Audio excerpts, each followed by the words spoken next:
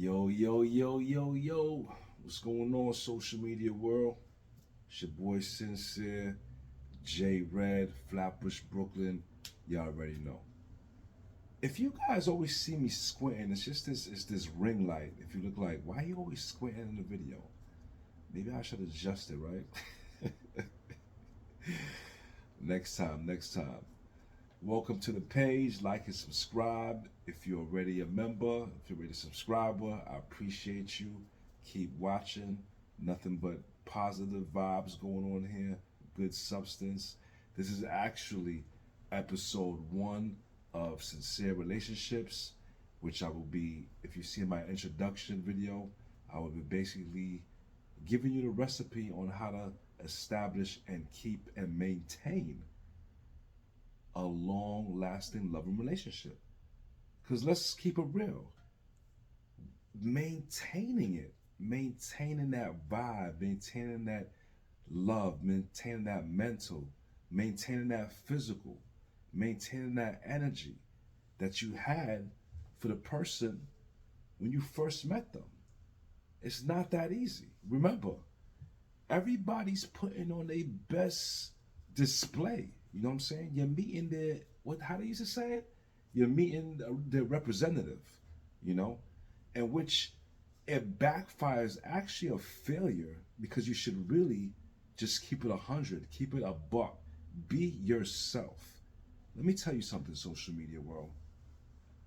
When you be your 100% authentic self, if that person doesn't accept you for you, they did you a favor and you saved time. Time is money. Start thinking of time as money. When you go to spend your money, you're looking for the sale, right? That's saving. So you want to look at time that way. You want to look for things that's going to save you time because we're not here forever. There's no do-over in social media world. Relationships should be like if you had your company and you had a hiring process and you want people in your team. That's how deep. You see when you go to interviews, and I'm talking about big companies that's hard to get in, and they're interviewing like 1,000 people and they're only looking for 5. Those interviews are serious. That's how you need to take your relationship because that's your time. That's your time that you're not going to get back. And remember, if you're not really vetting this person correctly and paying attention, you might not get to know the real them until maybe 3-4 years. And you guess what? You might not like the real them. Now stuff is in the way now. Now you might have kids. You might have bills together. You might have, you have different liabilities and assets that y'all combined and time. You know what I'm saying? Great memories. Thinking you could change the person might make you stay as well. But when you first meet someone, what are your intentions in a relationship? Let me rewind, before you even meet the person, what are your intentions in a relationship? Only you would know that. I guess that's where you're at in life, whether you have kids, whether you're trying to have kids, whether you're married or whether you're divorced, or how old you are. So all different things take place determining what you want and what your intentions are. So now, normally, let's stick to the basics, the ordinary. When I, excuse me, I apologize. Sometimes I'll be just want to get it out, you know, and it's because I don't want to keep the video so long because people probably they probably left the video already. Today's world, if you ain't dancing, doing tricks, spinning on your head, y'all know the vibe. 1 second. But I do my videos for people who want to grow, basically growth mindset type people. Because there's 2 types of mindsets. There's a fixed mindset and there's a growth mindset.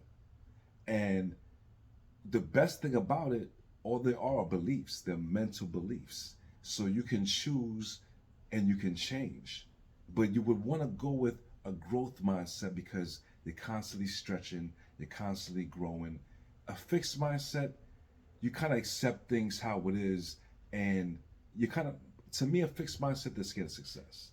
They rather play it safe. And like the late, God bless his soul, rest in peace, Bob Proctor used to say, kind of tiptoe to your grave. A lot of people tiptoe to their grave, play it safe their whole life, and leave a whole bunch of dreams and things that they could have put out there, but they was just scared to do because of their fixed mindset. They were scared of failure. People with fixed mindsets are scared of failure. How does these mindsets play when it comes to relationships, you may ask me, sincere? So, depending on you, you have to go in when you meet somebody on the mindset you want or would like to acquire. So, say if you have a fixed mindset, but you're in a process of working on establishing a growth mindset, like you're doing the work, you're reading the books, you're listening to the articles, you're paying attention, you're repetitively doing what it takes to stretch yourself and make yourself uncomfortable. So you get kind of comfortable being uncomfortable. So when you make a mistake or when you fail or something negative happens, you don't really look at it as a failure. You just look at it as a, how can I get past this process? How can I do things better? So when it comes to these type of mindsets, you have to ask yourself, what mindset am I? And what mindset am I trying to attract? Or what's going to not even attract, what's going to work? Because you might want a mindset, a growth mindset. If you're a fixed mindset person and you want a growth mindset person, it's not going to work in the long run. Because guess what? The growth mindset person is going to constantly keep pushing you and challenging you, and you're going to get tired of that shit because that's not what you want to do. You don't want to stretch. You just want to coast through life. You want to keep yourself validated because fixed mindset people, don't get me wrong, they feel good, but they feel good only when they do things good. So when they succeed at doing something, they feel validated, they feel great. When they don't succeed at doing something, they feel horrible, they feel like shit. A growth mindset person, if they do something bad, they're probably like, damn, but I'm gonna get it. I know it's just more challenging. I'm gonna get it. I just gotta be better. They don't take it personal. That's something listen, I don't know if people are born that way, but what I do know that a mindset is a belief, and with the proper work, the proper techniques, you can develop a growth mindset. Because I think most of us at one point were probably like percentage wise, 80% of those are probably fixed mindset.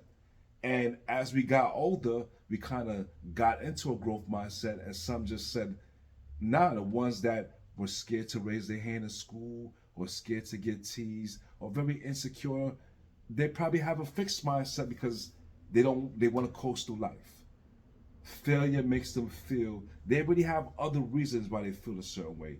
They don't need them not succeeding and excelling at something to add to that list, if that makes sense. So you got to ask yourself what type of mindset you are and what type of mindset you're looking for. Because the physical you might like, but the mindset, the maintenance that you're going to go through is what's going to make it last. Is what's going to keep you involved. So when you get in a relationship, you want to constantly be active. Just how you felt the first month you met this person, all those great conversations, and y'all couldn't stop texting, y'all couldn't stop calling each other, and you late in the morning because you keep snoozing the alarm because of the late night hour conversations. You want to keep that vibe. And let me tell you, it's possible. You could keep it, but you got to put the work in. I'm going to show you how to do that.